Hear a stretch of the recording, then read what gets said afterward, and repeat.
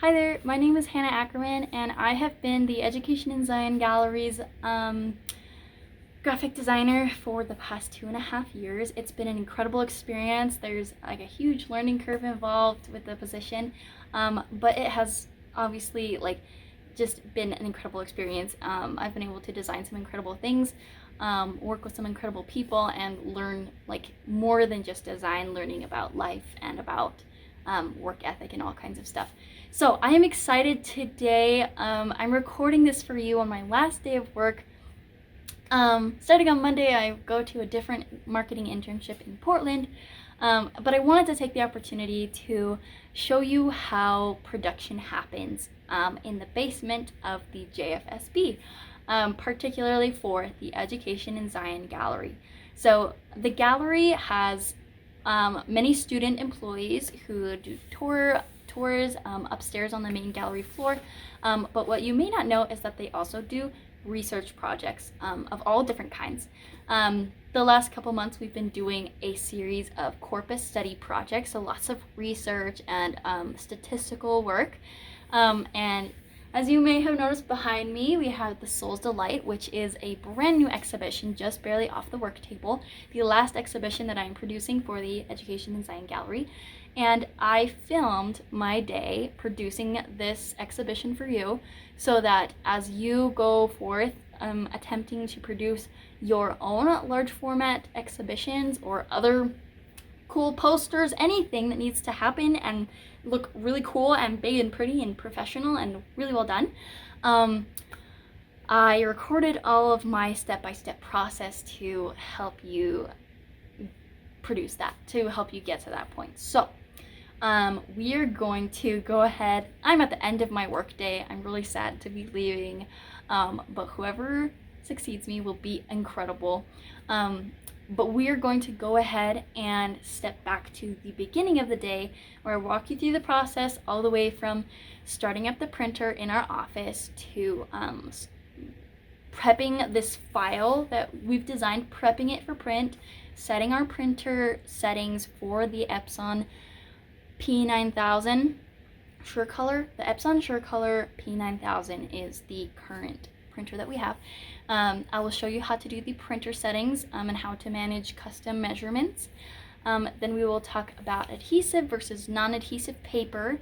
We will talk about printing these, checking color, and then trimming it, mounting it onto the poster board called foam core. And then we will finish it all off by trimming it up, putting the hooks on the back so that it's ready to be popped right onto the wall.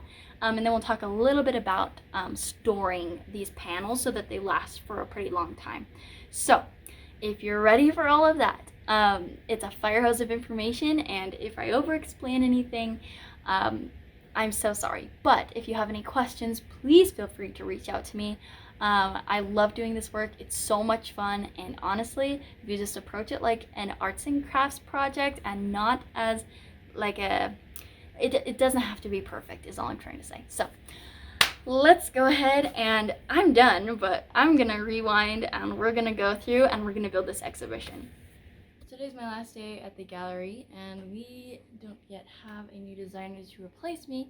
Normally you would come in the last month and then I would have taught you everything that you need to know regarding to production in the gallery, but obviously this is not the case. So I'm leaving my contact information, so if you have any questions about any of this, please reach out. Today I'm going to be walking you through the production of a small alcove display, and it's going to be just a mess because I have so many things to do on my last day. I should have done this like a week ago, but whatever, here we are.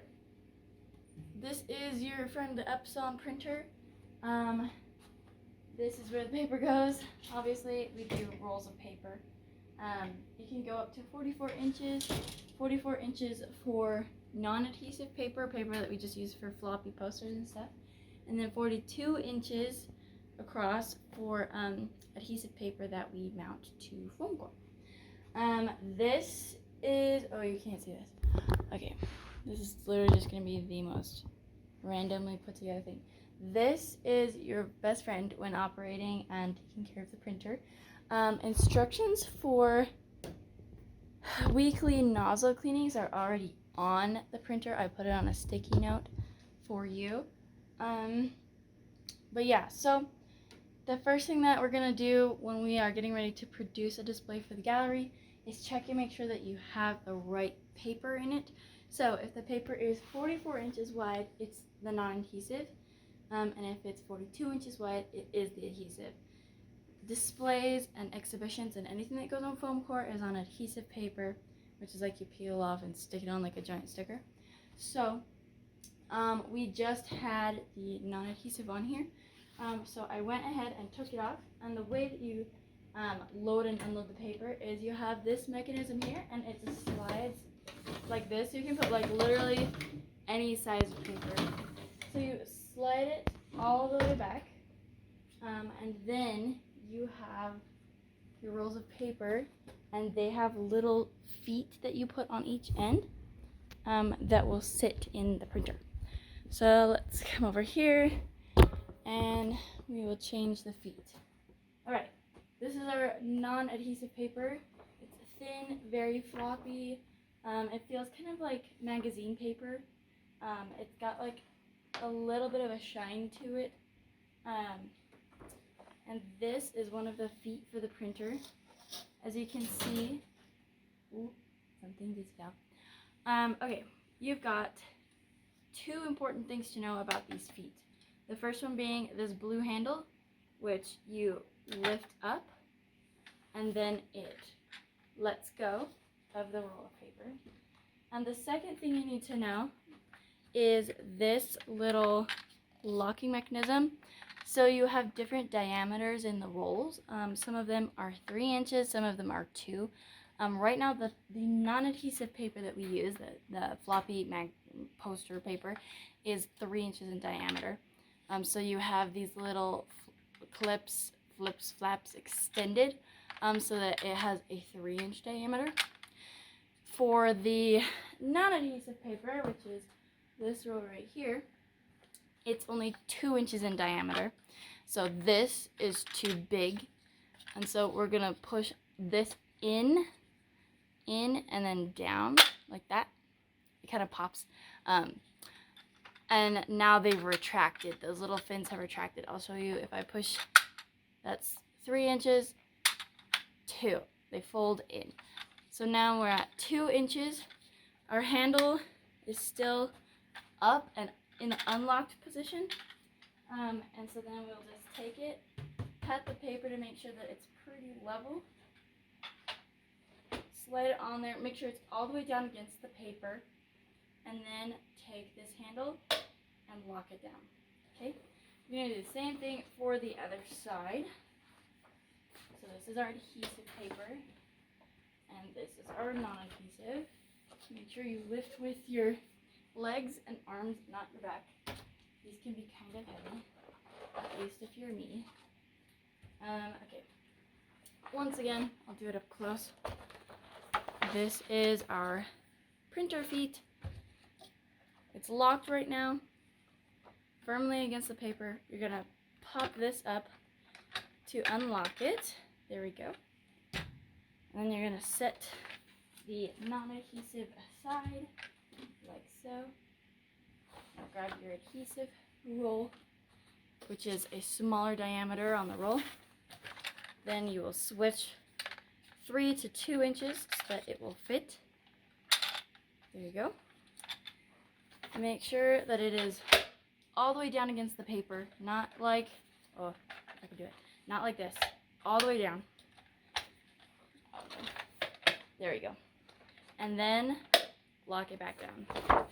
Now you have paper with feet. All right, I'll bring you back over here. This is literally just a mess, and I'm so sorry. But this is what we're working with. It would have been so much more polished if I did this like a month ago. But granted, I also thought I'd have one more week. Okay.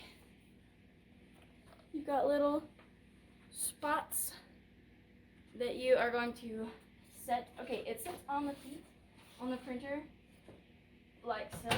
It just sits there. You always want the paper, it likes to fall back. You want the paper to be coming up from behind and over, down into the printer. Okay? So, that's what you've got. Okay. This is still unlocked. Yeah. Move that out of my way. Okay. This is our adhesive paper. It's not done being loaded yet. It's not locked in or anything. So, it sits on these little dip things right here. You're going to take this end and gently push it all the way. And then carefully bring this other side that likes to slide. Set it all the way in. And you'll be able to tell when it stops sliding. It has like a resistance to it. And then you've got another one of your clips here. And this is just going to go up. And now you're locked in. So that is that part of switching the feet for the printer on the different rolls of paper. But there's one more part to loading the paper before you're ready to print. So let's see if I can do this. First part, there's two things to feeding the paper, okay?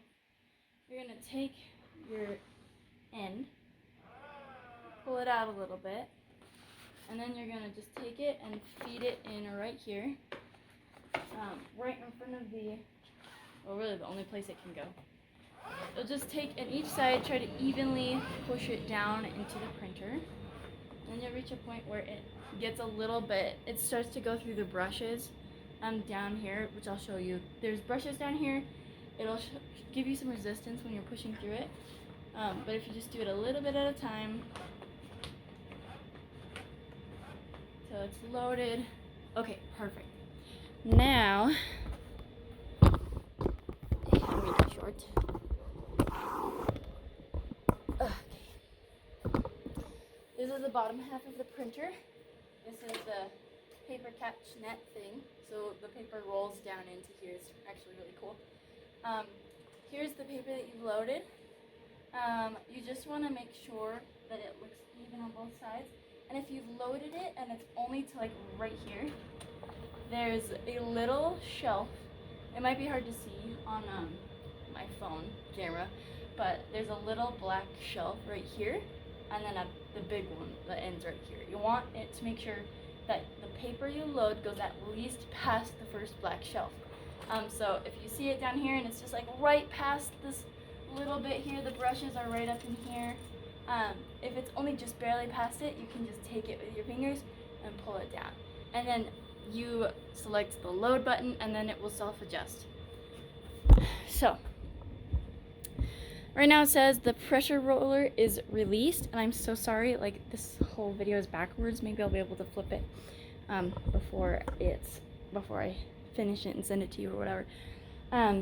Pressure roller is released, so it's still open. The printer is still like open and sitting and ready for paper.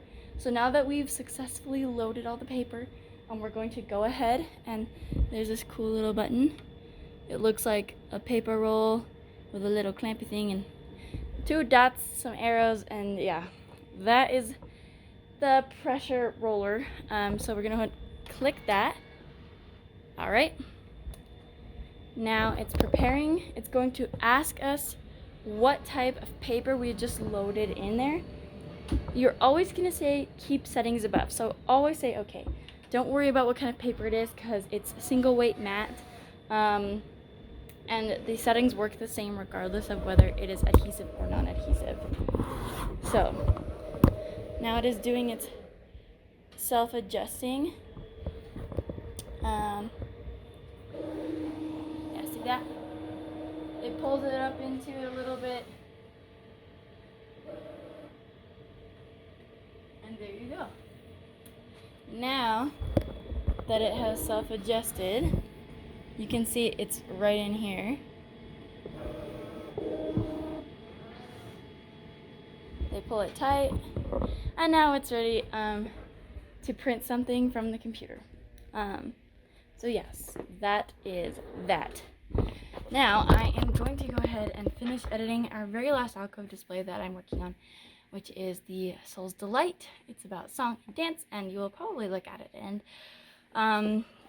design stuff for it, so that'll be kind of cool. But yeah, that's what I'm gonna work on for the next few minutes, and then I will show you how I go about printing it to the large format printer. Okay, I finished this alcove display design draft. There will always be a couple of drafts before your final, so make sure you don't print without like the okay and the go ahead. This is the Soul's Delight alcove display that I designed, and I just sent it the other day. I got edits back from Heather. Heather likes to do paper edits, which are my favorite because editing and publishing is my major, so I like copy editing marks. If you don't know what copy editing marks are, you can ask Heather, or you can look it up online. It's not too hard. But basically, she prints out the PDF that I sent to her, and she makes edits on the paper. And so then she will sometimes leave them on the desk, or send them back, or give them to you at a meeting or whatever. And then you'll take these, and you just go through your exhibition, and you make the edits, and then you're good to print. But yeah, make sure you always get the double okay first, too.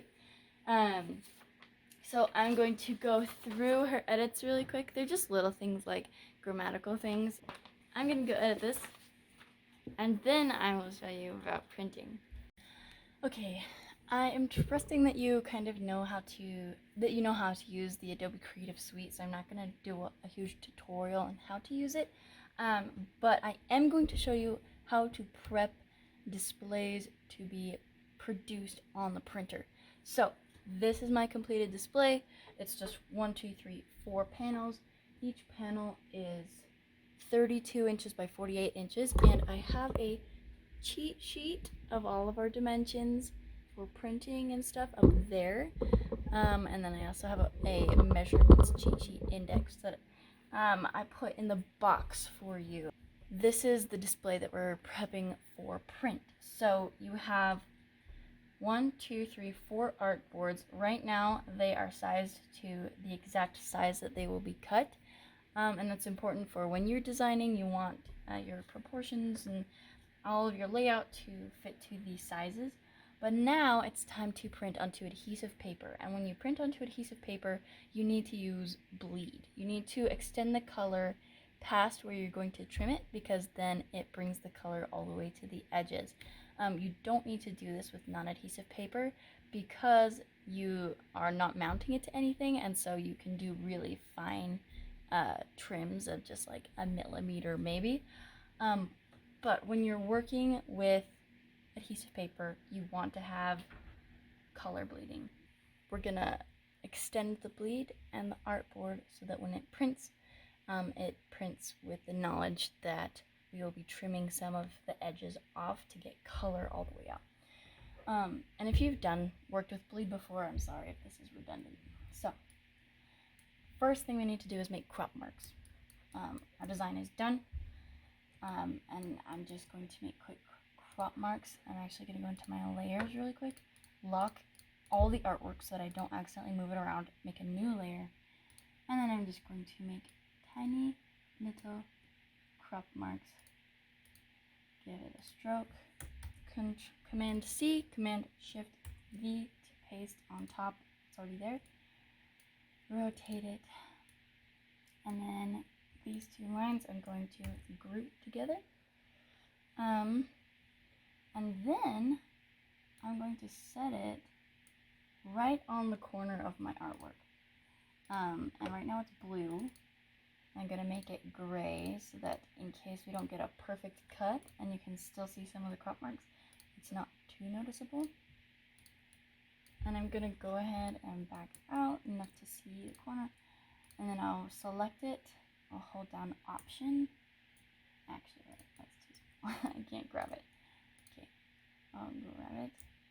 Option, holding down Option or Alt on a PC will allow me to duplicate it. So that one's still there, and now we have a crop mark here. It's really important that it's on the very, very, very edge. Like here is the crop mark, and here is the very edge of my actual artboard. Sized to the exact size of the poster that we want. Then the easiest part is selecting this one, copying that. Actually, I like option drag. Boom. There you go. Now we have crop marks on all 4 sides. I'm going to really quick go in, and I need to unlock everything. When I'm moving artboards, I'm going to select this whole artboard, and I'm just going to move it outward, and then this one I'm going to move as well. I'm just going to put a little more space between them so that they have some space that we can pull the color in the background out. Okay, back to our selection tool. I'm going to look at my tiny little crop marks. I'm going to select all 4 of them. 2, 3 selected, 4 selected. Group those, Command G. Then I'm going to, you guessed it, hold down Option, drag and drop on the next artboard. Then I'm going to click, they're still grouped, so I have all 4 of them. I'm going to place it on these corners as well, like so. And then on my last one. And you need to do this regardless of how many panels you have. So even if you're working with a conference room exhibition, which has like 10 to 13 panels, it is time consuming, but I promise you it helps you so much in the long run. Okay, now our crop marks are down. I'm going to lock them in place. And then I'm going to go ahead and go back to my artboards. Artboards, and I am just going to increase them from 32 to 34, from 48 to 50. So seeing how now this panel has a little white border around it, that's because I've expanded the artboard. We're going to do the same with each of the next ones. So 32 goes to 34, 48 to 50. Awesome. With this one, 32 to 34, 48 to 50. And this one, 34, 50. Okay. Now our whiteboards our artboards are done. I want the color to go all the way to the edge of my artwork. Our crop marks are going to help us keep this size. Which is why they're super important. They need to be on the top layer. They need to be in a color that's not super distracting. So like black is, try to avoid using black. Soft grays are usually okay. And then I'm just going to select the background art that I made for this. So I have a little white border that is sized to the trim size, and that is going to stay. But my background art, I'm going to pull, and then this blue, I'll pull out there. And that is the magic. Let me pull this side. Now we have bleed. So our little crop marks are still here. Boop. And we are going to cut with a straight edge from crop mark to keep that size. But we also have all of this leg room to work with in case we don't get it exactly on. It's very forgiving. I also need to do this transparent box on bleed. Make sure every element of your background is included in the bleed. Okay, so I'm going to stop this now, and I'm going to do this for the rest of them and pull the bleed to the end, and then I will show you print settings. Hello again. Okay, I extended all of the bleed for each one, so now they have color that will be very forgiving if we don't get an exact cut. I need to also do this one really quick. I always always triple check your work. I'm just doing this fast. Granted, I will double check it before I finally print it. But always triple check your work and have other people look at your work. There's a saying in editing and publishing that every editor needs an editor. Heather also says it often, so it's super important that you always have extra people looking at your work. So this is ready to be printed. We are going to go to File, Print, and then you get the box with all these print settings. Printer, not campus color. You want to print to Epson P9000 series. That is this printer over here. Then you see this print preview right here. It's literally huge. It's way too blown up because it's trying to show it on an 8x5 right now. So you're going to go to Page Setup, Continue, and then Format for this printer, Paper Size, Untitled 2. Then you're going to go to Manage Custom Sizes. Then you can put in custom, any size you want. If you just want to print out little thing, whatever, it's still going to print on the same paper, but you'll see what I mean. Our width, we are on the adhesive paper, so it's 42 inches wide. Okay, height, now this is important. 42 inches is how wide your paper is, but you've got 50 inches as your longest measurement for this particular project. If it was shorter than 42 inches, you could turn it on its side and then print the whole thing, but it's just a little bit too big for that. So we're going to go ahead and do 50, I'll do 51, give it a little bit of space. And because it's a paper roll, it will just continue to feed it through. And then you go through, now it's showing us 42 inches on our paper, 51 inches tall, so we get a little bit of room on the top and bottom. You want to try to conserve as much paper as possible, but also don't feel bad if you need to use some white space in order to get the right size. That's okay, because there's also other purposes that you can use the scrap paper for in the office. So we're going to go ahead with this, and we are going to click Done, not Print Yet, because we need to test our printer. I'm going to make sure that it can print. I'm going to run a quick nozzle check and make sure that it gets all the colors right, because you don't want to do anything with a clogged nozzle, especially a poster like this. So I'll be right back. I'm going to run a nozzle cleaning check. The instructions again are on the sticky note on the printer, but it's also very easy to navigate the menus, and then we will print it. Hi again. Okay, I'm so sorry that this is literally jumping everywhere, but this is what a nozzle check looks like. This is what a perfect nozzle check looks like. So what the printer does, it does very thin lines for each ink cartridge that's in the printer, and there are thin lines for each nozzle to make sure that there are no clogs in it. Okay, it's nearly perfect, but no need to fear. The only imperfection that I see is in the light black or gray. It's called LLK right here. If you look really closely, there are breaks in the line in 2 places.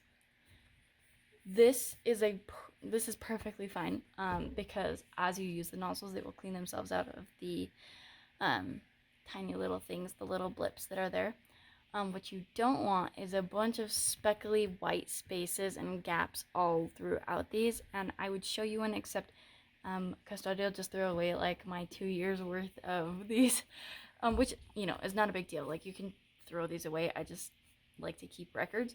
But this is not something to worry about because it's so small, and it will, as we print stuff, like, it will not make a difference.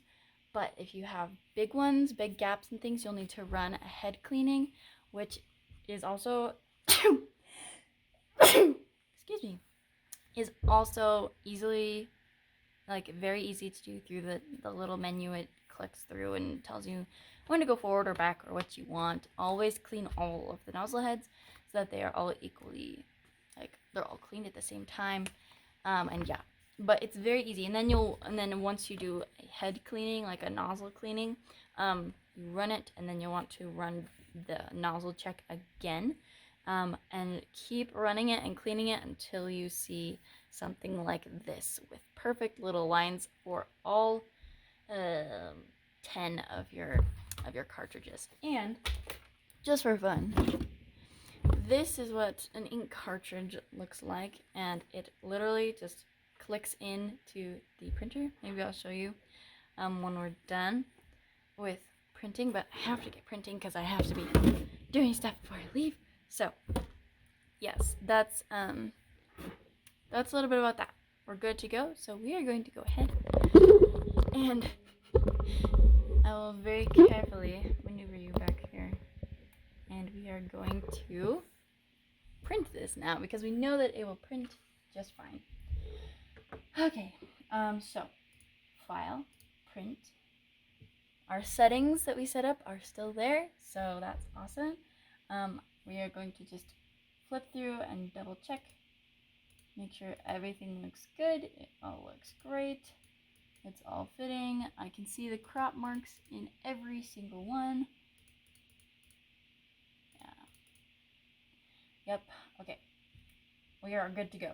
So, don't worry if you mess up on a print. It's not the end of the world, but you can take a lot of precautions to make sure that you don't waste too much paper and ink beforehand. So that's the purpose of, like, triple checking everything. And yeah, which, you know, like, this is just basic production. So this time, instead of clicking done, we're going to click print, and it will send it to the printer. It's never taken this long before, but while it's loading, sending to the printer, you'll see right now the little screen says that it's ready. Oh gosh, that's gonna take forever to load. Honestly, it might be because the artwork is so big, because I have 1, 2, 3, 4, 5, 6, 7 really big pictures on there. Artwork will make the Mac run slower if it's high resolution artwork, which is why I like to do most of mine without pictures on it, but it all depends on the display too. One more adjustment, it has now received the file, and it's connected to the computer through a cord, so it's not wireless, which I think makes it more reliable because I'm old-fashioned. And this is the part that's really fun, especially when you start out, especially if you've never done large format printing before, and you're a graphic designer and you do stuff online mostly. This is the cool part where you get to watch your work print in, like, huge.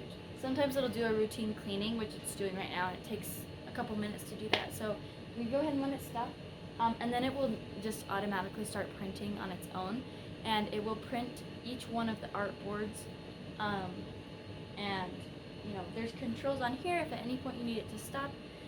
Like, pay attention to the first couple minutes of each printing project to make sure that the color is right, that there's no nozzle cleaning issues, like that there's no stray lines or anything. But Epson always does really good with their printer, so I don't expect you to have too many problems.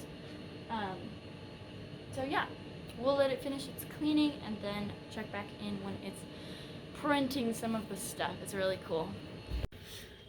Just checking in, I took you off of the tripod for a second because I have to run and grab a thing.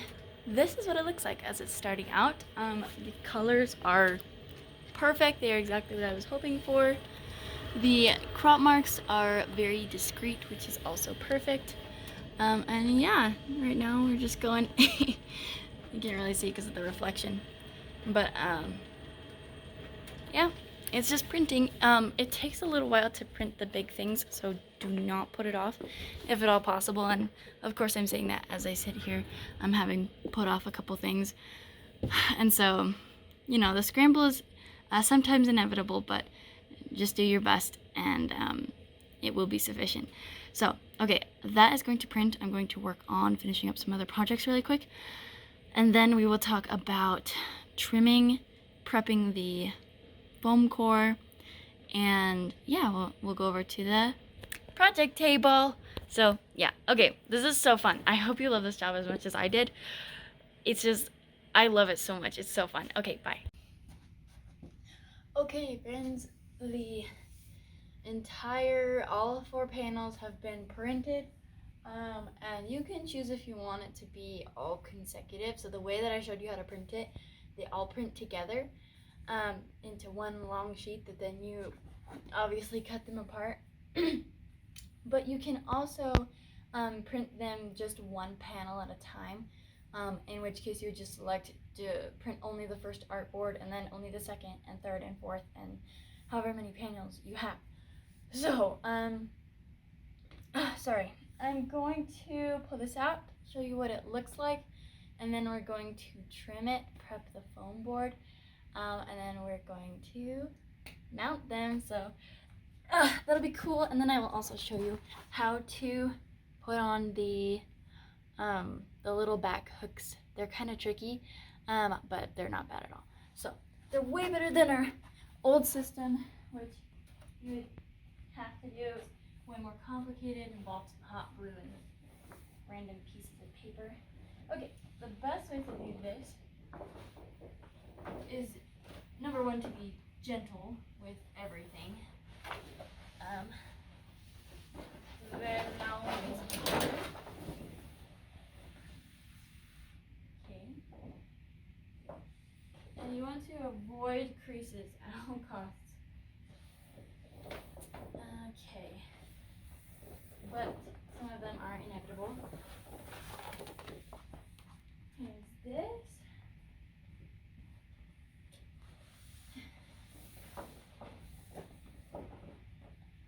Boom. Isn't this cool? Oh my gosh. Okay, this is one of my favorite parts of every project, is the the first time you get to see it like giant. And it's really not until this point that you really know whether like the colors worked out or whatever. I just have to look at it. But yeah, super awesome. Okay, so now we are going to take, I don't know where my scissors went. Somewhere I had a pair of scissors. I'm now stuck with the smallest pair of scissors in the entire world. Ooh, I found them. Just kidding. They were in the spot that I never sit. Scissors. Okay. I'm just gonna eyeball these panel cuts and just cut them between the white on each one. Not too worried about it being like straight or anything. There's one.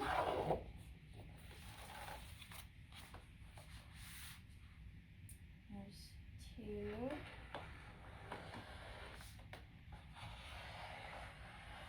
Ooh, really wavy. Okay. There is 3 and 4. Which I guess is in reverse because I did them in reverse order. Sometimes it'll catch. Okay. There we have it. Okay.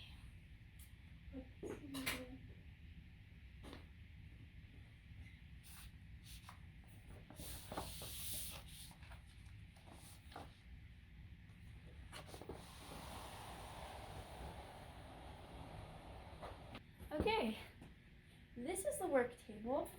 It is always a mess unless you are like really good at cleaning and staying on top of things and being super clean. My creative projects always look super messy, so, but that's beside the point. As long as you can function, try to keep tabs on inventory. That's the most important thing.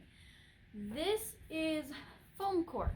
Foam core is the next step in the production process. Foam core is this really thin, it's kind of like cardboard, but it's not quite the same. But it is not floppy. It's just like a firm backing that we use for temporary displays that we rotate in the gallery. So, we keep scrap foam core. You're gonna have scrap pieces because you do different sizes of stuff.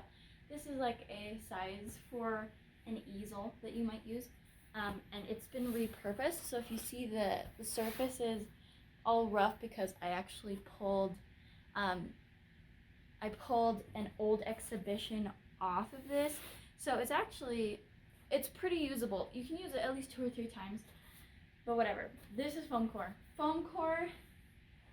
When I'm making a new exhibition, I use brand new foam core every single time. So this is a scrap piece.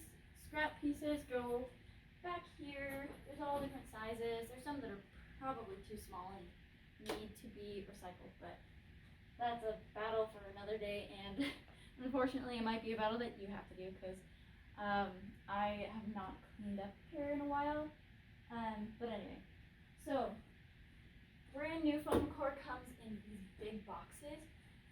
It's super long. It's literally like 96 inches long, like several feet. They're super big and floppy when they're that long, and so you just have to be careful when you're handling them. But the reason that the exhibition sizing is so particular is because we take a new sheet of foam core and we split it into thirds. So it should create perfect thirds, and we'll only need to trim 1 1/3 of these new sheets. So let me check my time. Okay. All right. So first thing, you're gonna slide it out this way towards the printer, and so you want to get any potential obstacles out of your way as much as possible. So for right now, that is the non-adhesive. We'll set over here by the sandwich boards and the new paper. And then you just pick the first one on the top and you begin to pull it out. So, boom. That is one whole piece. Oh, cool, I can fit it in the frame. One whole piece of foam core. Okay. Now we are going to very carefully, it's very lightweight, so it's like not heavy at all. We're going to very carefully maneuver. Oh, this is the hardest part. We're going to get it over here on the table, and it will not fit on the table. It's way too big. But we're going to trim it. Here we've got our handy dandy tape measure. Let me grab my pencil. Over here. I've never sharpened this pencil, so you might get to a point where you need to sharpen it, but yeah. Okay, so this is our board. This right here, I don't know if you can see this, I think you can. Okay, this little wooden bench is great for standing on because you're going to have to get right up close and personal with this board in order to trim it. Okay, I need to move a couple things. We've got a couple different straight edge tools that are really cool to use, and every designer will have their favorites and their least favorites. But let me just really quick show you what we use. And oh, it's way under there. If you've used this before, that's a bonus. But for those of you, it's like I'm giving a lecture. For those of you who haven't, this is a straight edge rail. So it's double-sided and it's got a little lip. I don't know if you can see that. On both sides, it's got a lip. Then you've got your straight edge cutting tool. And it's got little grooves on each side. I don't know if you can see that. So you take this and it sits like that. Sweet! It's cool. And you want to pay attention to which side you have the blade on because it's interchangeable. You can go on both sides. So yeah, and you can go forwards and backwards, but I prefer towards you instead of away because that is how the blade works. So there's that. I may have just led you astray, but hopefully not. So those are our cutting tools. Okay. Now, more tricks of the trade. I will bring you closer now because I'm lonely. Just kidding. Okay, right here. Okay, welcome to my office. We've got the first third over here, roughly. We're gonna take our measuring tape and put it down so it's sturdy or whatever. And then we are going to find 32 inches in. Now be careful. This little toe lip right here likes to move a little bit. So you just want to make sure it taps down against the tape and then it's the actual length. And then you find 32 inches.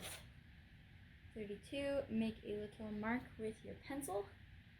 And then we will do the same thing on the other side. And then we will climb things. So if you like climbing things, then congrats, because this is the best job ever for you, particularly pertaining to climbing. Oh wow. Sometimes I forget how messy the workroom is until I'm like videoing or like trying to video people or Zoom meetings. 32 inches. Both sides. We'll just do this one side first and trim it off, and then we'll measure and trim again because that is the easiest way I have found to do it with something this large. Now we grab our straight edge. My old designer told me here are the letters, that the side on the bottom of the letters is slightly more straight than the top. I've never noticed a difference, but then again, I almost always use the bottom as well, so do with that what you will. Okay, now I'm going to have to get up on the table because my arms are not quite long enough. So you need a little spot for your knee to go. You cannot kneel on the foam core. Do not kneel on the foam core. It is just foam, just like sturdy foam that's packed in here. But if you put your knee on it or your hand or anything that is very centralized pressure, it will collapse and create a dent. So for being so big, it's actually quite fragile, which is funny to me. Okay, here we have, this is like the best part of the whole thing. So I found my two marks, and then you just lay down your straight edge, mine with using the bottom of the letters side, and my straight edge. This is a kind of tricky because you have to put enough pressure to keep the rail on, but then you also have to put, you can't lean anywhere else, you know, so it's a little tricky, but I believe in us. We can do it. Okay, I hope we don't fall. This would be embarrassing. You reach all the way over. Keep it pressed all the way down. Try to keep it as straight as possible and try to do it in as few motions as possible. So keep as much pressure as you can manage without stop. Try to go swipe once if you can. Sometimes I have to stop and do two like I did. And then, boom. This is the size of our display board.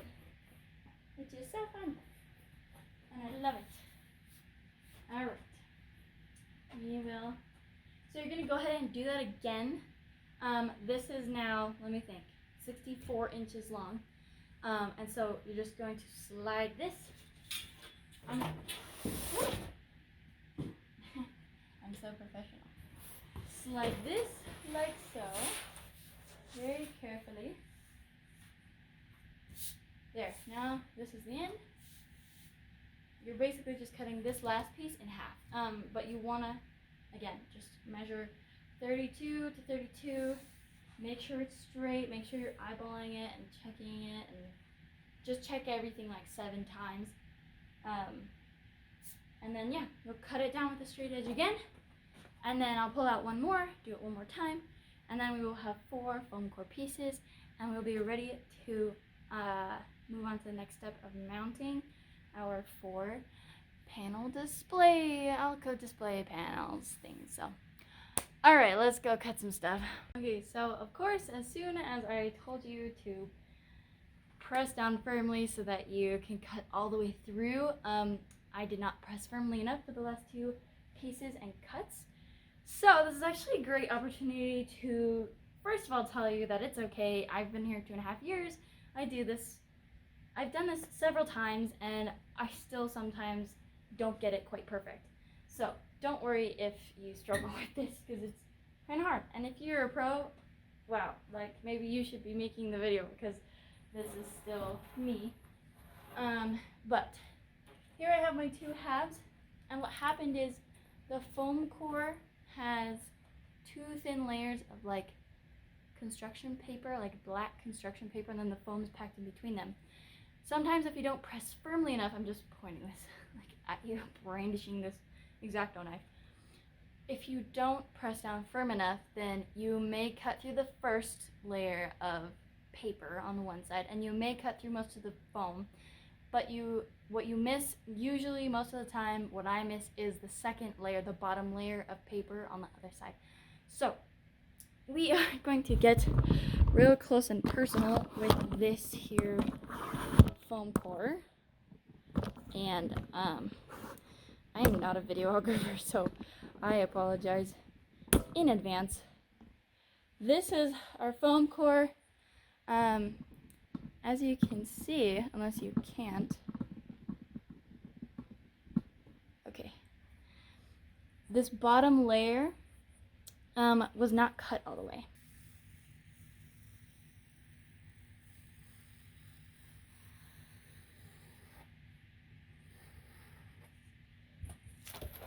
So what I did is I turned it with the crease side up, and then I just eyeballed it. So it's not perfect, but it is usable, and it is a great teaching moment. Now I'm just going to go through here, and I'm going to clean up some of these little edges, and then we're going to trim and mount our first piece. I pray that you guys will grant me a little bit of grace. This is my last day, and I'm trying not to be emotional. The gallery's great. It's so much fun. And that is all. Let me clean up these edges and trim one more piece. Okay, the next step is mounting the adhesive prints onto the foam core. So if you look at the profile of your foam core, you can see that the profile is most often going to have a slight curve to it. And this is just because of the way that it's stored in the basement. So it stands up like this, and the weight naturally causes it to just kind of become concave a little bit. So what you want to do is make sure that you are on the curved outward surface, so that when you put down the paper, it's stretched outward and not inwardly slouching on itself. It's never going to be like this, like any more than it should not look like a rainbow. But you want it to curve up and over, and then put it on this side. So we have all 4 of our pieces trimmed, and we are going to go ahead and put the first print on the work table, like so. Pick this up off the floor, and you want the top right here to line up on this edge where you're going to be trimming it. So it flops up here like this. Make sure that your foam core is pushed back so that you're not cutting it at the same time as trimming. For non-adhesive trimming, you trim right beneath your crop marks, your crosshairs here. Make sure that they are both equal in their distance from the crosshairs. Take your blade and drag it all the way across. Discard your scraps, and then you line it up with the foam core. This is the part where it's much easier to do if you have someone helping. So Devin, go ahead and step up. I'm going to be walking down this side and I'll be walking down that side. Perfect. So we're training Devin at the same time. Me, there's Devin. Devin's going to be helping me today. Devin's also never done the production before, so we are going to do it at the same time. So this adhesive has an adhesive back that's translucent. So you're going to find the edge and then peel it back. It's kind of hard, but nice. Okay, now you're going to pull towards yourself and then slowly pull this down, and we're going to get just a couple inches free. Make sure that that middle gets there. Perfect. All right. Now we're just going to fold it back. Now, the most important thing is keeping it tight towards you and tight towards me so that we can cover and position without it sticking down yet. You line up the crosshairs with the edge of the foam core. Perfect. Now, the most important part about this is that you start sticking from the middle outward. So you start in the middle, tap, make sure your edge is lined up, and then you stick down in the center first, and then you pull out towards you. This helps. Now go ahead and use the palm of your hand and just press center outwards. And this helps to discourage air bubbles from forming in the middle, and it helps it just relax really effectively. And then from there, you should be good. I like to take the adhesive and just make sure it's folded flat against the bottom. Perfect. All right, then I just take my hand and like flatten it on the adhesive, and I drag a couple inches. And you start in the center, and you pull it out and down. So kind of like this. Yeah. Oh. Yeah. And it's very smooth. And sometimes I take off my rings or, yeah, I mean, I didn't take them off. I probably should. But yeah. And you don't want to use fingernails because this ink will show any little blemishes as far as shiny fingernail spots go. It usually does well enough as long as you just press firmly with the palm of your hand.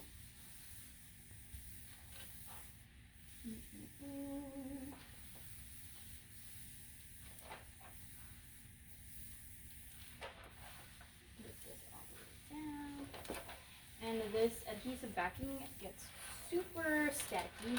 I'm going to go ahead and slide this up a little bit. There we go.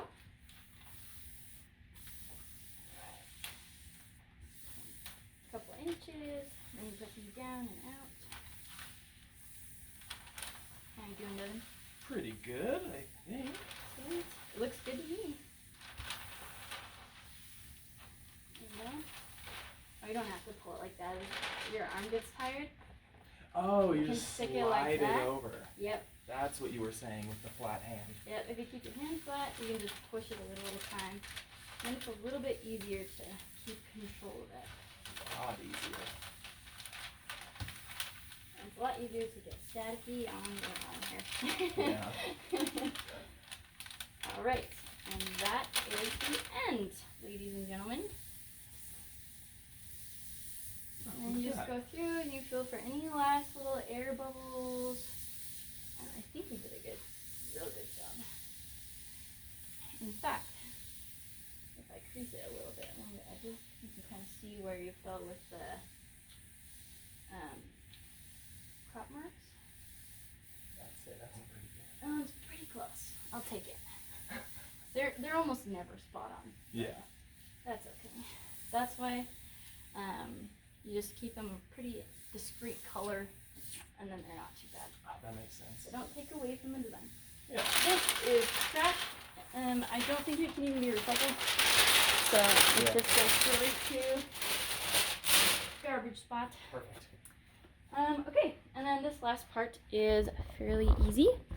So we will go ahead and lift this up and over. So, Oh, like a pizza. like a pizza. And then you have, it's a little tricky because it's kind of sticky, so it rhymes. You're going to take your blade that you use for your straight edge and on the rail, and you're going to, instead of setting it on the rail, you're just going to set it right on the edge of the foam core, and it will ride it gently across.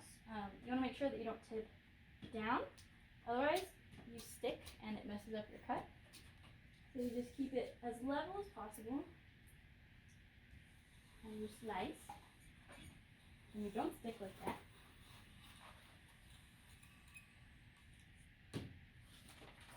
And you discard the first bit, and then rotate. This is the easiest direction to cut, I've found. And then you have the most space back here if you need to move anything crazy. Ride the edge of the foam core again. When it gets off the edge, just make sure you don't do any crazy cuts into your foam core. Keep it pretty level. And then the last side. Foam core. Cutting it across. Pick up the sticky and discard. And here you have a complete panel for the new exhibition. Ta-da! The last step for prepping this for exhibition display in the gallery is putting the hooks on the back. Okay, we are ready to go ahead and we're going to measure out, mark, and then place our hooks on the back of our panel. So here is our lovely panel that we just finished creating. It looks great. You're doing a great job. We are going to pay attention to which side's the top. You're going to flip it over and then set it down. I'm going to do this so you can see a little bit easier on the work table, but I usually do this part on the floor. You're going to see every single corner of the office today. Here's your board. You're going to use this L-shaped tool ruler, and you're going to go 7 inches in on this side and 7 inches in on this side. So here I always mark at 41. So you draw your base line, then you mark right at 41, and then you go a 1/4 inch out both sides. And you do the same thing over here. You're going to mark at 23, baseline, and then you're going to mark right at 23. Then you're going to go 1/4 inch out, 1/4 inch out. Okay, now when you move this away, you should have 2 marks that look like this. And your top is facing this way, right? Okay. The last step is super easy. So we're gonna put away our tools. There's the pencil. We're gonna grab that box, which you cannot even see. Box of hooks. 2 hooks. And they look like this. Okay. They're slightly bent already. That's a good sign. And then they have 2 little prongs like that, and then they have this little bitey bit, and then they're just rectangles. So let's get you down here. Take this is your little clip, your little claw back thing.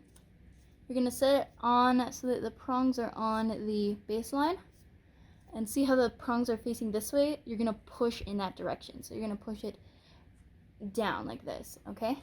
So push it, get the prongs like as close to your little 1/4 inch marks, and then just press down like that. and then you're done. Let's do a close-up, different angle. We just did this one. Here's our mark. Here is our bracket. We flip it over, we put it on the baseline. You can see we've got our mark. And I'm just gonna put so that the prongs are matching up with the little cross section. Then you're gonna push like that. Boom. And there you go. Now you have the two. Okay, now that you have successfully put your brackets on the back and trimmed everything and done everything you could possibly think of to do to this panel, it is now done and ready to be hung up on the wall. And that is how to produce a alcove display. Here are the other panels that I did with my lovely assistant, all in one day. Usually this is a multi-day process, especially if you're doing a full conference room exhibition. It's going to take a lot longer than this took us, but all things considered, I think we did pretty good. We have all 4 of those. Couple quick notes on storing the exhibitions. Obviously this is adhesive paper on foam core. It's not like super like fancy professional permanent walls or anything like that, so it is going to age and it's going to obtain some wear and tear over time. But the way that we can slow down this process is doing a couple little things just to help protect our exhibitions, protecting their surfaces and preserving their integrity of material, if that's a thing. So this mini exhibition is actually a perfect example to show you. Here is our last panel in the display. Corpus stats usually go at the end of a corpus study. We are going to prep this for storage. So hooks on one side, adhesive on the other. The only rule with this is here's one panel. Whatever panel comes after it should be the reverse. Adhesive side to adhesive side and hooks to hooks. That way, even if your hooks catch on each other and tear each other out and they fall off or anything, it's on the back of the panel, and so it's a little bit easier to conceal damage. Whereas if you have a hook that scratches up the front, that's your display, so it's going to look bad. So now we have this one was placed hooks first, so we put hooks to hooks, like so. Line them up a little bit. And our last panel, adhesive to adhesive, prints to prints. And now you have yourself a completed exhibition. Okay, last thing I'm going to say about storing large panels in the basement. You've got your hooks to hooks and your adhesive side to adhesive side so that your display faces are being friends and the hooks are hanging out and hopefully not tearing each other apart. This corner of the office, the basement, is, at the time of this recording, of course, it could change. This is where we store our exhibitions, as well as our alcove displays. So, right now, and these are a little bit outdated, but I have created little labels that differentiate each section, and they're just collections of panels.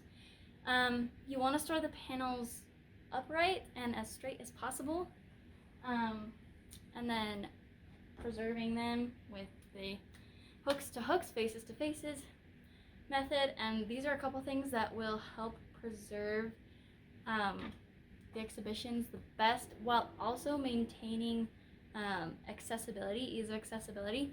I would store them flat, except then it's really hard to use them. I made a cool background with my finished exhibition. exhibition. Thank you guys so much for watching this tutorial on how to produce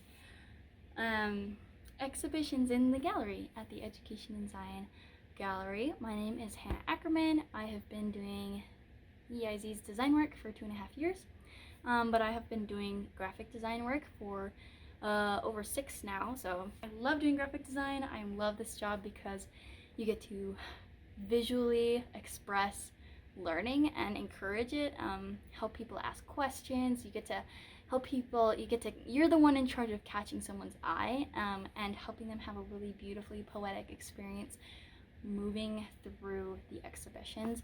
And this is all research done by my coworkers, who are incredible, and they do all kinds of different topics, they do all kinds of different projects. It's just a really cool opportunity to be able to be the bridge in between the research and the audience. You're the one that helps connect them. So just as you're designing, be mindful of your audience, be mindful of who you're trying to communicate with, who you are talking to, be mindful of who you're representing, and yeah, just enjoy the process. Some days are gonna be better than others, as is the case with everything, but I promise that it will be fantastic, and this will be one of the best jobs that you've ever had. Signing off for the last time as EIZ's designer. So sad. I hope this was really helpful and that it makes things a little bit easier for you in your process of producing large format artwork. So yeah, thanks.